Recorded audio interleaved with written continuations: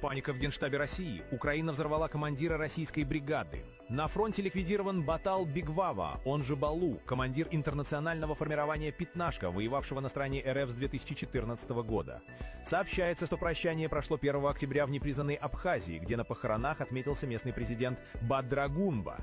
Для российской военной машины это болезненная потеря. «Пятнашка» выполняла ударные задачи на восточном направлении, а ее командир считался ключевым звеном координации на участке.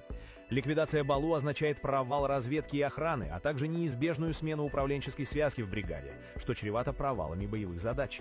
Дополнительно скандальный шлейф не исчезнет. Участников «Пятнашки» неоднократно обвиняли в мародерстве, похищениях и пытках украинских военнопленных, и теперь эти эпизоды вновь всплывут на фоне поиска преемника. Российское командование уже сталкивается с падением морали и перегруппировкой. Для Украины это сигнал продолжать обезглавливание полевых структур противника. Точечные удары по штабоносным целям и командирам ломают вертикаль управления быстрее любой арт-дуэли.